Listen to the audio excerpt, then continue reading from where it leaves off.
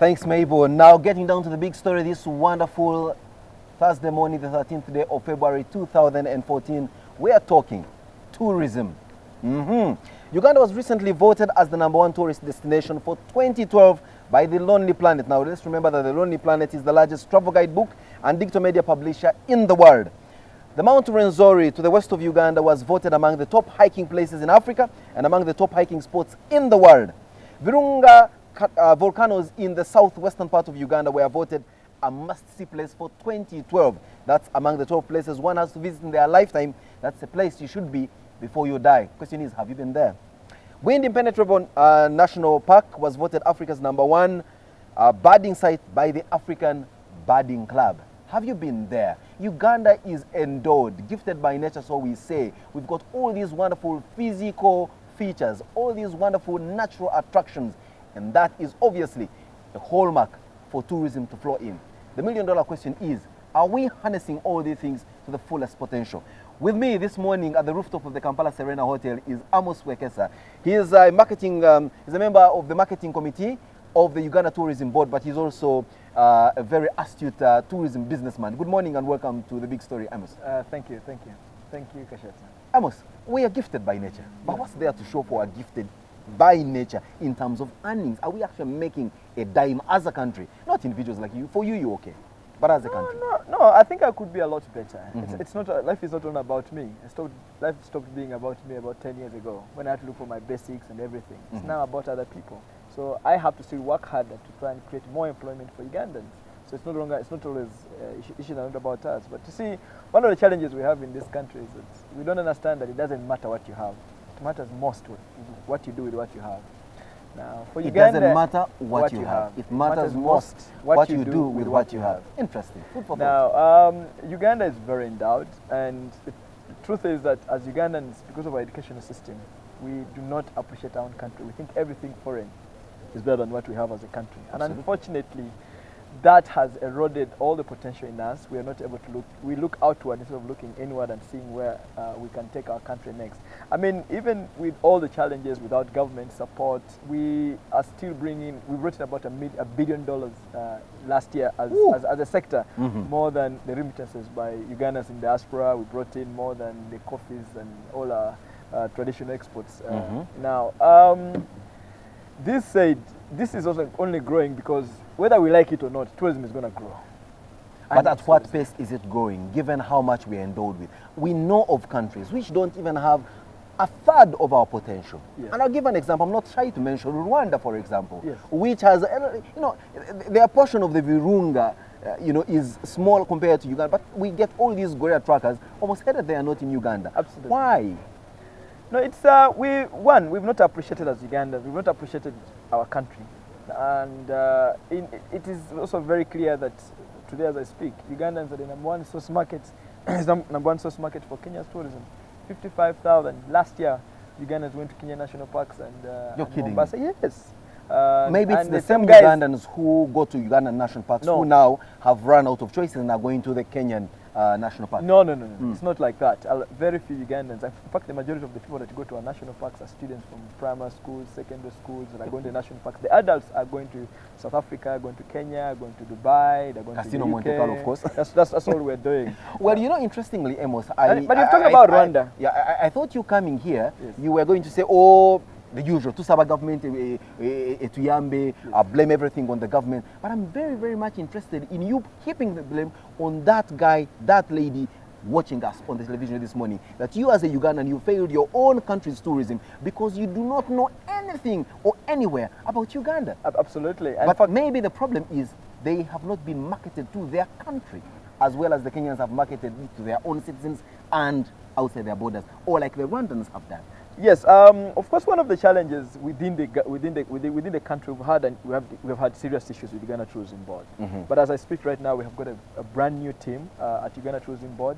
People with a lot of experience, people that have worked in private sector. The CEO right now is Stephen Asimwe, who has run EBLI, East African Business Week, and then the deputy is Sempewa John, who has been in private sector. He understands what we need, how we need to drive the industry. You know, there's a Stephen Asimo who showed up on the RDC's list, so I do not know. No, the guy, the owner, one of the owners Let's of the proceed. Business Week. Yeah, so he has a lot of interest in the industry itself. He's been covering the region. He knows the challenges. So can we say that now with this new team at the UTB, we're going to have a revamped form of marketing, or shall we see business as usual? Because many times we've had these spy in the moment kind of injections. Let me bring you to the most recent spy of the moment. Yeah. We had the rare eclipse. Everybody flocked to go and watch in West Nile. Yes. President was there as the chief viewer. The whole world gathered around that spot. Yeah.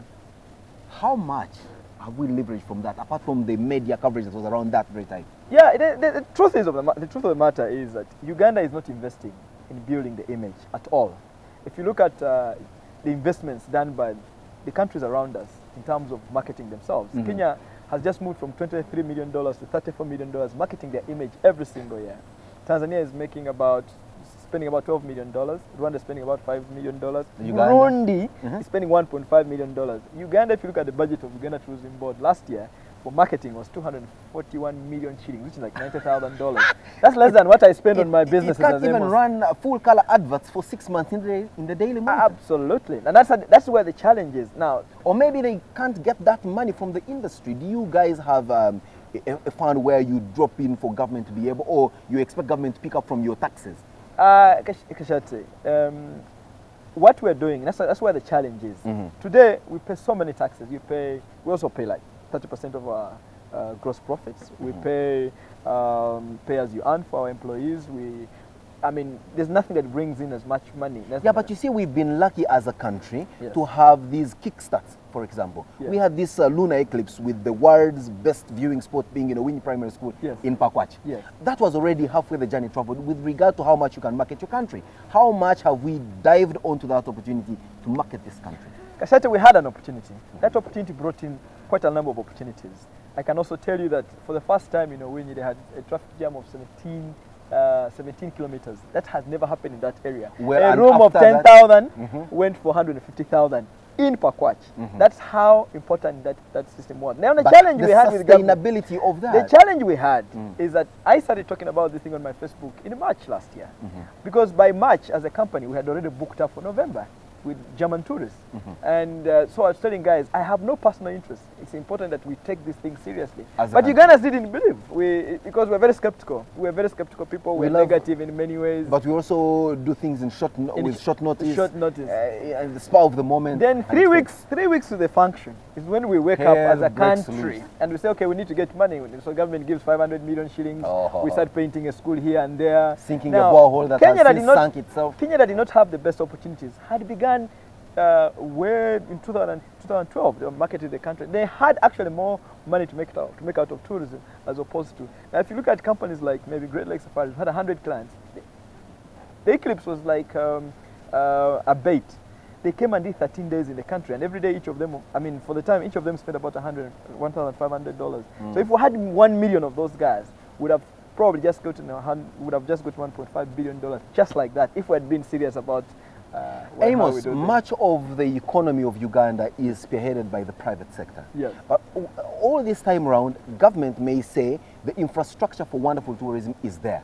How much is the private sector taking the bull by the horn to ensure that Ugandan tourism, one, is beneficial to them as private entities, but also grows so that there is sustainability in terms of your business environment?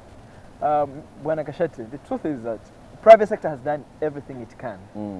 We are always in the winters. The challenge we have, so every time we go to, say, WTM, which is World Travel Market in London, you are there defending the country, saying, Idi Amin last ruled Uganda 30 years ago, he actually died, disease, poverty.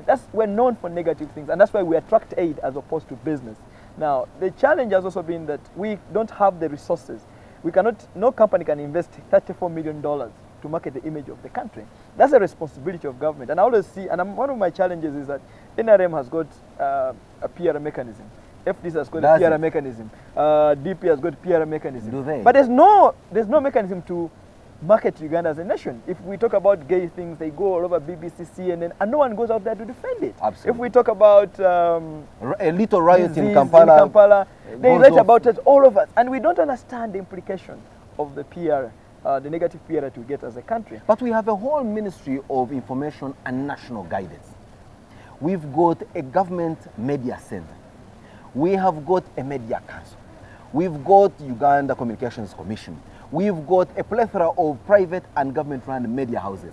What exactly is the missing nexus to tell Uganda's story from a positive perspective? Are Ugandans simply just negative, or do they hate the regime that they don't mind spoiling it for everybody? Oh, well, I think it's not just about the hardware. Software is very key.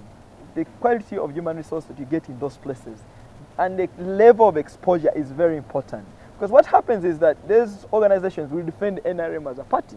They will not defend Uganda as a country. They will not engage CNN, they will not engage BBC. Probably they also don't know what to do. But we've done this in the past. We had a campaign here, Gifted by Nature, trending on CNN. And then what did But that was a six-month run. When you're doing a campaign, when you're trying to market a business, like Great Lake Safaris, for example, Uganda Lodges, I'm every single day posting something on my business, on either Facebook or my website, or I am engaging people about tourism. I'm spending my time coming in the morning, you're hosting me, giving us an opportunity for tourism. All these things are happening. Why? Talking of which, you may give us your views and comments at my Twitter handle, which is @Kasiate, to tell me what your impressions are of Uganda's tourism sector. Let's proceed. We've seen countries like Malaysia running yarn and campaigns in international media houses, especially CNN, for example, the Malaysia Truly Asia brand. What does it take to run that kind of thing here in Uganda, spearheaded by the private sector? Because now clearly, it's glaring clear that government has the infrastructure, yes, has the hardware, but the software is lacking. Government has a way of attracting the most incompetent people in very wonderful, I mean, this is what we will say, alluded to, that they have the most incompetent people in the most sensitive position. But you have the most competent people in positions that you could elevate to have some kind of influence. To what extent are you going to leverage that? One of the things that we're doing, of course, I've just sat on the UTB board. Our chairman is James Toursim, a very able man, and that's the reason you're seeing changes at Uganda Tourism Board. Now, we can have also the good, of course, we can have the good people sitting at Uganda Tourism Board. But if the government of Uganda, yesterday we were at Chankwanzi, we were telling the government, for the first time, tourism was invited to give a talk about the value of tourism. Of course, you were in Chankwanzi? Last night, yeah. So beyond all this stuff that we're reading in the newspapers about 200-something signatures and a man walking tens of kilometers to show you the route between where you fought, there was actually some serious discourse going on. Yeah, of course, yesterday there was very serious discussion on tourism. We had a lot of support from the floor. My only challenge is that, yes, the president was concerned about the poaching in the national parks, was concerned about the roads, but there was no concern for the marketing, and that for me was kind of... Did you put it to him in his face? Oh, yes. I told the president that we have 10 national parks, 13 game reserves. We get 60,000 foreign tourists in a year. Tanzania has 31 national parks and game reserves combined, they get 760,000. Kenya has got 29 national parks and game reserves combined, they get 2.4 million arrivals, those national parks a year. So if we get 5% of what Kenya gets in their national parks, in our national parks, we'll have doubled the opportunities for Ugandans, we'll have doubled the income for the national parks, we'll have doubled opportunities for the lodges, everything. When you say that to him, what did his facial expression say, or what did he respond? He's responding to other things, but responding to the marketing budget was a very big challenge. He never said anything. Possibly he doesn't understand this. Maybe aren't you using a hammer to kill a fly? Don't you rather start from lower until finally the message gets to the president? Perhaps have you tried to engage other government officials in the Ministry of Tourism, for example? No, the main guys in the Ministry of Tourism have a goodwill, but the goodwill is not enough. Minister of Finance and the President must agree that we need to change how people think about us as Ugandans outside our boundaries. Because all that is killing the opportunities, not only for tourism, it's killing opportunities for people in agriculture, in terms of export. If you're known for disease and you're going to export coffee to a Frenchman, he will first Google Uganda and he knows there's corruption. He will say, before he will steal my money, or if they say you're diseased, they'll say, man, before this guy sending me a second consignment, you'll be dead. All these kind of things affect the nation. Well, let's get down to the issue of locally bred and supported tourism, for example. Yes. Many Ugandans argue, I have seen it on social media trending, that your services and offers are extremely out of their reach financially. Is that an excuse big enough for them not to participate? Or is it cheaper for them elsewhere? Absolutely. Every time you see a challenge, there is an opportunity. I think what Ugandans must start thinking is, why are we investing in flats in Kampala and we're leaving the investments in national parks to non-Ugandan Indians and Mzungus?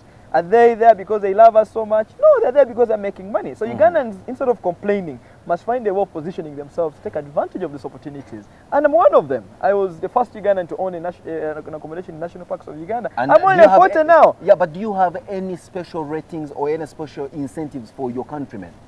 Well, I don't work for Uganda Wildlife Authority. I don't work for government. As a person, you must struggle for you must push your way in. By the time I even went to try and look for a place to build in national parks, they thought I didn't have money to invest. Because I was, every day, it's my life, I put on jeans, thought I should carry money on my head to show I have it. You know you are addressed the way you are dressed. Yes. So that's why I put on a bow tie every morning. But Now, you have to fight your way. Well, we have a new magic bullet that is going to catapult Uganda into the next first world country, so to speak. Yeah. The discovery of oil. Incidentally and unfortunately, the oil grabbing seems to be lying within the areas that we have all these wonderful natural endowments, Yes. flora and fauna alike. Yeah. To what extent is the discovery of oil, the exploration of which, affecting on the tourism? Well, we have, in many ways, as private sector, engaged government. We've engaged the oil companies. I was one of the guys that led the engagement of these people. I actually ended up sitting on the oil committee and the presidential round table because of this.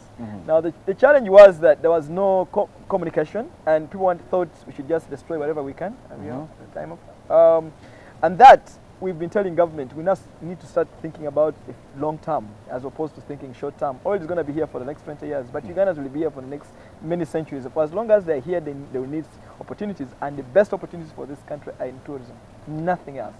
Tourism, tourism, tourism. This debate certainly can never be exhaustive, but with Amos with us here discussing it on the big story, we can at least say we've picked up one or two or at least three lessons, motivations, or call it ways of looking at things differently from the way we've been looking at them. Let's just get into a bumper. When we return, it's Simon Says.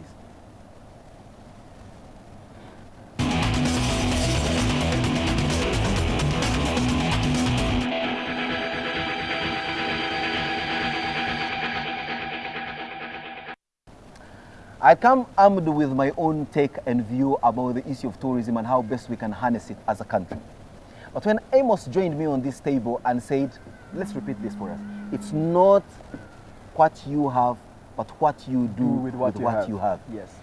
It left me flat-footed and saying, indeed, it's not whether we have all these wonderful national parks, the highest peak in the world, or even the freshest, largest, the largest, greatest weather in the world, absolutely, the longest river in the world, or even the freshest water lake in the world. 11% of the world's species of birds. Absolutely, the most wonderful and courteous people that Ugandans are known to be. Absolutely. We need to go beyond leveraging that, because we've seen places that have no mountains, attracting people to come and view mountains. We've seen places that have no rivers, attracting people to come and watch rivers. We've seen places that have very hostile people, attracting people to come and spend time with them. We've seen countries that have no gorillas, calling people to come and view gorillas and even call them names.